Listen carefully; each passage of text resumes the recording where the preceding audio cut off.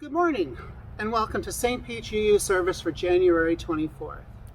Our minister, Jack Donovan, has today off, so when he has the day off, the service falls to the worship committee, which I am on. My name is Leah Cannon, and I am a reverend with a Druid church outside of the UU community.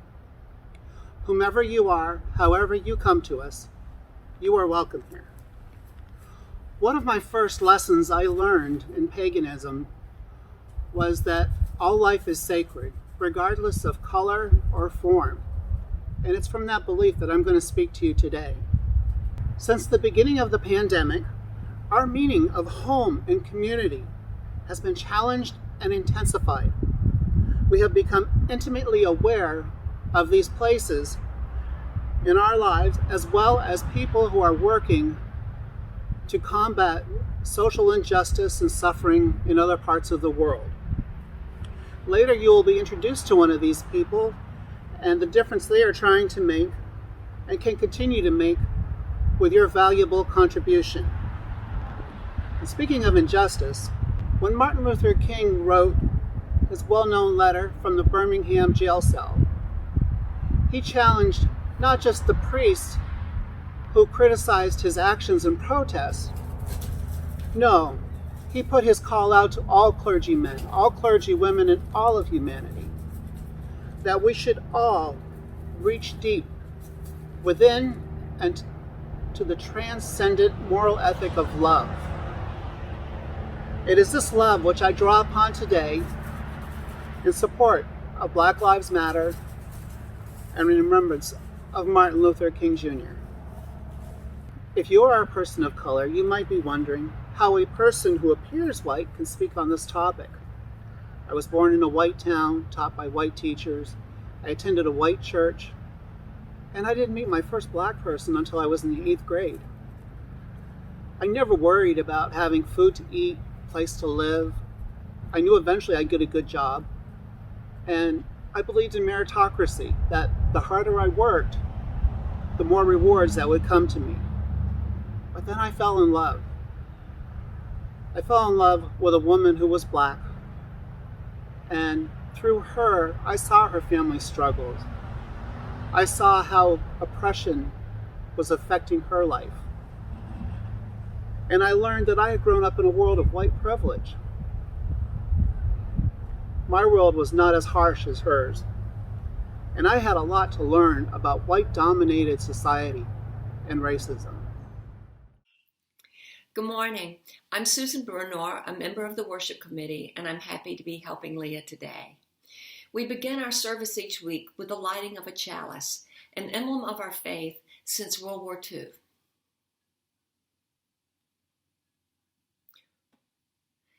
Please join me in the words of our covenant. Love is the spirit of this church, and service its law. This is our great covenant, to dwell together in peace, to seek the truth and love, and to help one another. Thank you. Now's the time for sharing of joys and concerns. If you're watching this on your YouTube as it premieres on Sunday morning, you can use the chat, which is to the right of the screen, to type in what you would like to share with others who are watching today. Or you can send items to Pastor Jack for him to share during next week's service. One joy I want to share is how happy I am that the inauguration of our 46th president went so well. Peaceful, inspiring, no drama except for Lady Gaga's outfit, which was a stunner.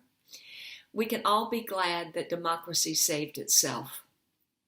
Also, it's a joy that many of us have received COVID vaccinations, but a concern that so many have not been able to get one. Finally, a concern for Roy Price, who was diagnosed with cancer this week. Our thoughts and love go out to him and Sue. They would welcome cards and messages. Our love and caring go out to all of you who have joys and concerns unspoken this morning, and to all those who don't have a loving community like this one in which to share. Thank you. Greetings. My name is Michael Killoran, and I have the honor of serving as president of your board of trustees. I'll be brief. It's been quite a week of transitions. And as you've probably heard by now, we learned that Reverend Jack Donovan, our pastor, will be moving away from St. Petersburg into our church to join his family in North Carolina early this summer. I think I speak for many when I say that the initial reaction was both surprise and sadness at this news. But I think I also speak for many in recognizing and reflecting on the many contributions that our beloved Pastor Jack has brought to our congregation over the years. And for that, we are grateful. Over the next several months, we'll have opportunities to express our gratitude and appreciation. Meanwhile, your board has begun working with our colleagues at the Unitarian Universalist Association, the UUA, to begin the time-honored, thorough, and successful process that they've developed to guide our search for an interim minister. Throughout the next 6 months and beyond, we pledge to be transparent and to keep you informed at every step of the way. So please stay tuned and be patient as we work out the details. And along the way, as always, feel free to let me and any other board members know if you have any questions. Most importantly, at this point, we simply ask that you please continue your love and support of our spiritual home and for one another. Thank you, and onward. Hi, my name is Janine Johnson, and I am the Religious Education and Communications Coordinator here at Unitarian Universalist Church of St. Petersburg, Florida. When this term came about, Black Lives Matter, it was not a trend to be worn as a handbag or the new purse, so to speak. It was to bring awareness to the world that, hey, this is happening to people, and it's looking like it's being more unjust to people of color. So Black Lives Matter was born. Unfortunately, people didn't receive, or other people just couldn't see what actually was transpiring to people of color, people black. A lot of people decided to instill their own semantics and turn it into all lives matter. Now, Black Lives Matter was never created to exclude or separate, create a way of division. It was just putting a spotlight on an issue that many people chose to ignore. And unfortunately, with COVID transpiring as of February, March last year, and then with so many people being forced to stay contained in a space when we were quarantining, and then the push of more unjust murders transpiring in the black communities, it became fuel to the fire. And you have a lot of people that's in a space of fear and also just in a space of just anger because now they're not able to do what they want to do. Now they're witnessing things that have been happening, but for whatever reason, it just pushed just a little bit further off the cliff. And I stand to show and to be a representation that Black lives do matter. We're not all what you see on television. That is a mere fragment of what's theatrically created for entertainment. But who the media puts out as who we are, that is not who we are. And I appreciate those who take the time to educate themselves on what Black Lives Matter really truly means. Black Lives Matter was meant to shed light on an ongoing issue in the communities that people's lives are being taken for something simple as getting pulled over for an out tail light. I myself have gone through the space of having almost a panic attack when I see red and blue lights behind my car because I'm uncertain on what's going to transpire next. So I do my best to be on my best behavior. And even when some people have done so and exercised their constitutional rights, their lives still have been taken. So I'm recording this video and sharing this with you to just shed light on some things that people choose not to see because it's not happening in their immediate reality. It does not exist. When on the contrary, we are all interconnected. Like a large spider web of being connected in this universal plane, we are all connected. And every single person we encounter every single day is a reflection of an aspect of character of ourselves that we either A, like, or B, don't like. Every person we encounter is a teacher. Every situation we encounter in our day-to-day life is a lesson, whether we learn from it or not. So I hope that you learn from this lesson today that I'm sharing with you. Black lives do matter, as well as all lives. Of course, no one's creating separation. We are all a part of this conglomerate society that needs to be repaired. And it's up to us, the individual, to realize one by one that we too can make a difference. Thank you.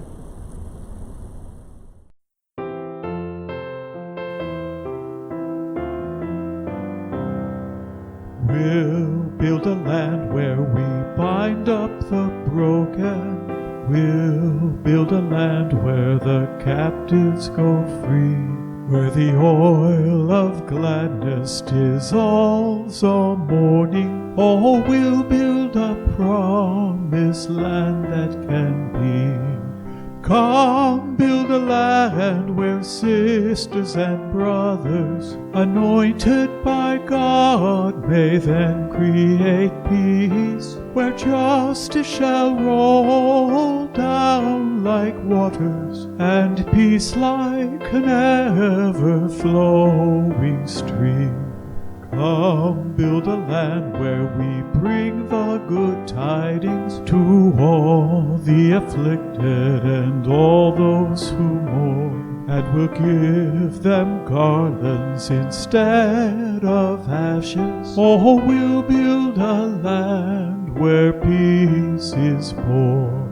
Come, build a land where sisters and brothers, anointed by God, may then create peace, where justice shall roll down like waters, and peace like an ever-flowing stream.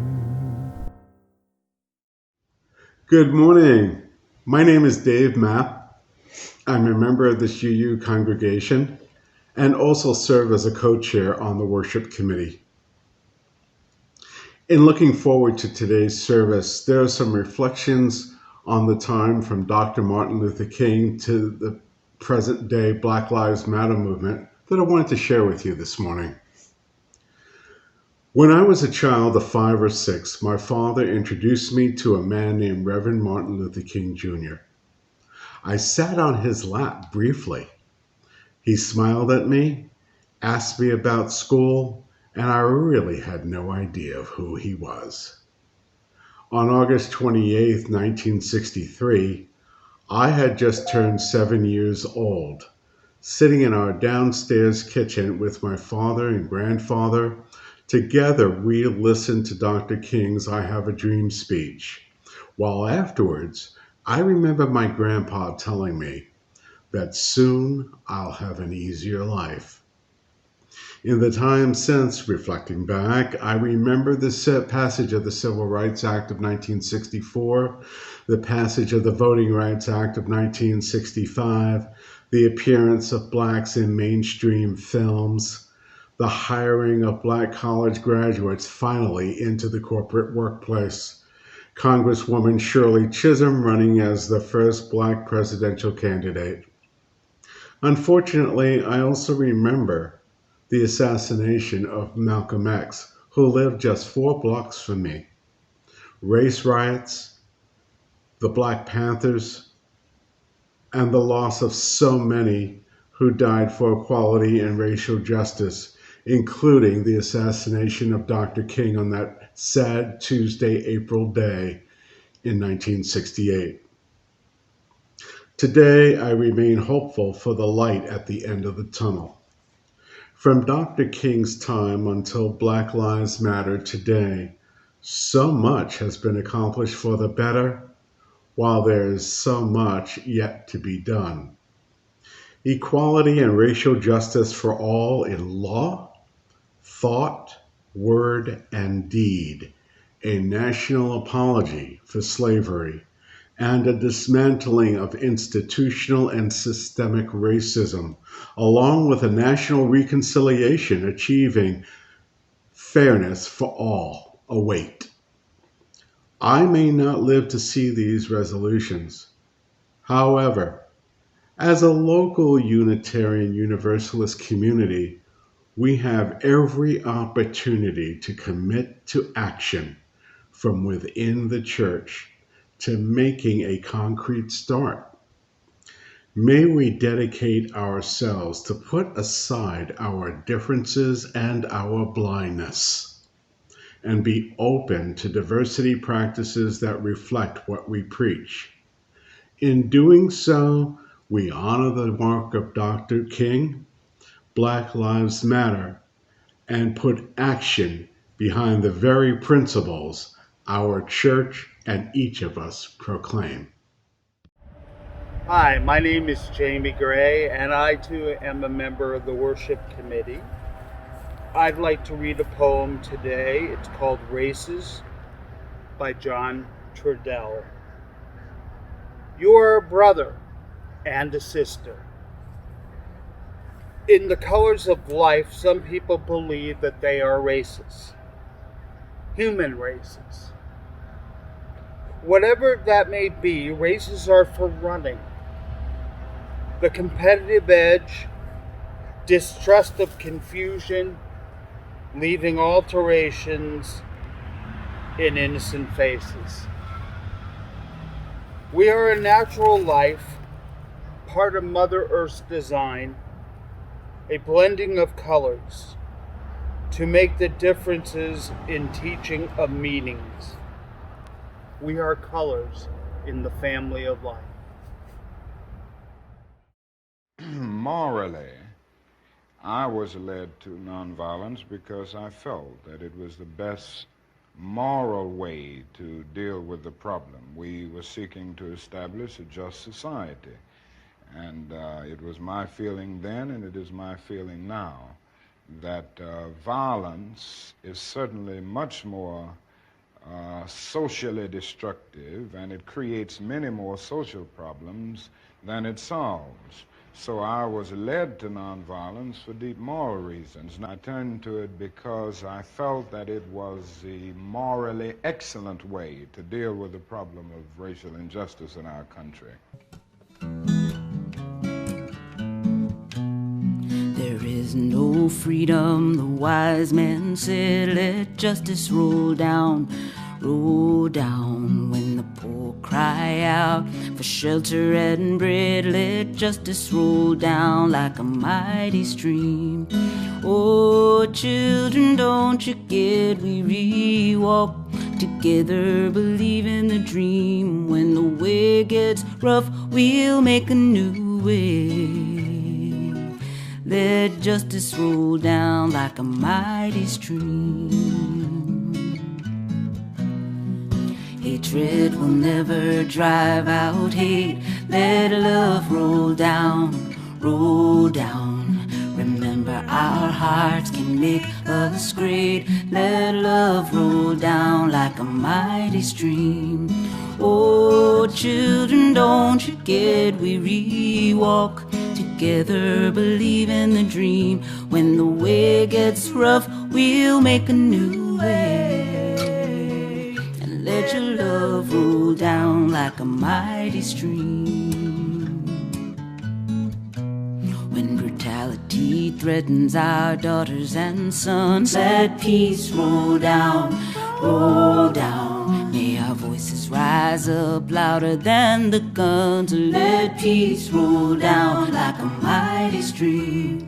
Oh, children, don't you get weary? Walk together, believe in the dream. When the way gets rough, we'll make a new way. And let peace roll down like a mighty stream. Step by step, one by one, let justice roll down. They can kill the prophet, but the dream lives on. Let justice roll down like a mighty stream. Oh, children, don't you dare we walk together, believe in the dream. When the way gets rough, we'll make a new way. And let justice roll down like a mighty stream.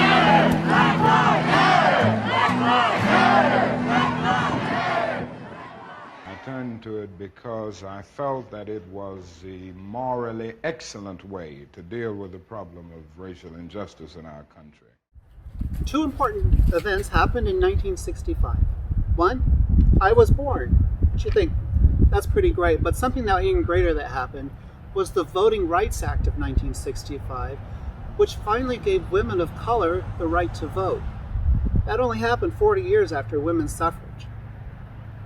Throughout the short history of equal rights for black people, they have always had to rely on white male leaders to grant these rights. Not surprising for a nation based on white supremacy when you look at the genocide of indigenous people, the enslavement of Africans, and the colonization of Mexican lands. From the time of the Civil Rights Act of 1964 to the present political climate, the equitable treatment of blacks remains a work in progress. In recent times, violence towards people of color has become more visible. This is not something new, but something we've become more aware of thanks to social media.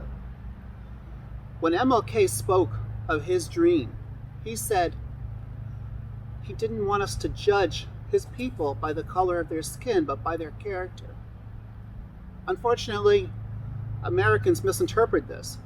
They became colorblind. They stopped talking about race.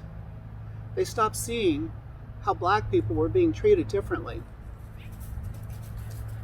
Many believed that if you didn't support the KKK, you couldn't possibly be prejudiced. Not like their white neighbors that were rather nice and seemingly innocent, but that isn't necessarily true. Discussing race takes a lot of courage. The book White Fragility takes a deep and sobering look at the ways in which many whites will try to change the conversation from crying, anger, denial, taking hostage of the conversation, and focusing on the messenger, not the message.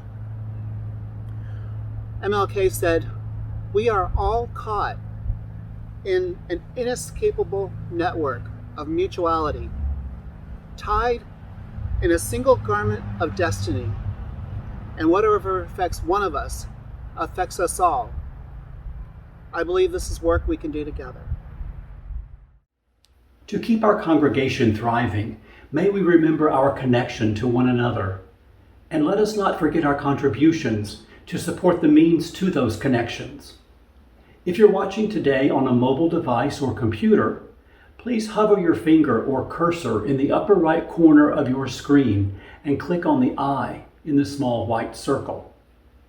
You can also donate at uusp.org under the Giving tab, or by sending a check to the church office. Many thanks.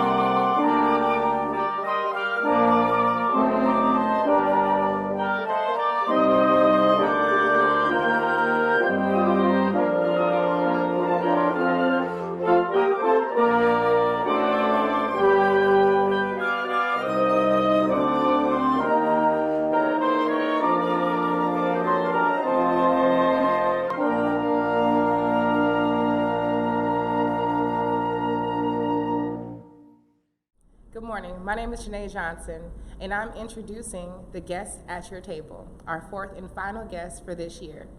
Now, before I even get into that, I would like to tell you about UUSC. The Unitarian Universalist Service Committee is a nonprofit, non-sectarian organization advancing human rights together with an international community of grassroots, partners, and advocates. The Unitarian Universalist Service Committee advances human rights through grassroots collaborations. That's where guests at your table come in. Please be sure to give generously. Thank you. Our fourth guest, Suja, was targeted by the Burmese government because of his Rohingya ethnic and religious identity when he was just 17 years old. A high school student at the time, was prohibited from taking an exam as part of the rising crackdowns in Burma on the ethnic minorities' access to education, healthcare, and other basic rights. After challenging the government for a chance to take his exam, he was arrested, detained, beaten, and held in custody. Afraid he might be arrested again and not make it out alive, he fled by boat to Yangon, from Yangon to Thailand, Thailand to Malaysia, and Malaysia to so many other countries, ending up in Australia. He explains, "I was in pretty bad shape when I was leaving, as you can imagine." Although he is now an Australian citizen, Shuza spent several years in Malaysia as a refugee and became closely acquainted with the lack of support and services many refugees there face. These experiences inspired him, so along with other Rohingya community members, to found a nonprofit community center in 2017 called the Elam Empowerment, dedicated to supporting Rohingya refugees in and around Kuala Lumpur. This month, we have shared the work of 4 guests who, through your donations, are making a real difference for those suffering injustice around the world. As we conclude this year's program, we want to share your options for turning in your boxes donations. Please be generous. Thank you.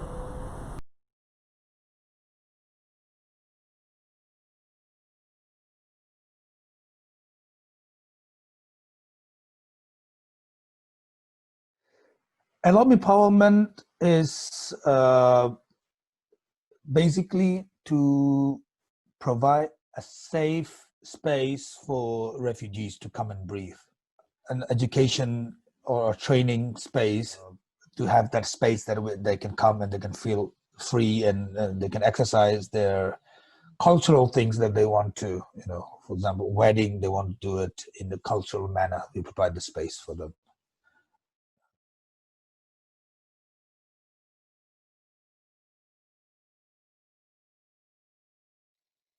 Hello, I'm Laura Randall from UUSC, and I'm here to say thank you so much for your participation in this year's Guest at Your Table program. With all of the adaptation, uncertainty, and sorrow this year has brought us, your congregation is acting as a beacon of hope and solidarity for our grassroots partners around the world. Guest at Your Table is a long-standing tradition in our congregations and provides a unique opportunity every year to get to know some of our partners on a deeper level. Learning someone's story can be a sacred act, and it is one that we celebrate through Guest at Your Table. With your support, you are helping to ensure that UUSC's commitment to advancing human rights and resisting oppression can rise to meet this moment. Thank you for saying yes to a world we seek, a world filled with more justice and more compassion for everyone, a world that recognizes the inherent dignity and power in each and every person. Thank you for being an integral part of UUSC. We are your service committee, and we could not do this without you. Thank you. Today we heard a sample of voices from within our UU community.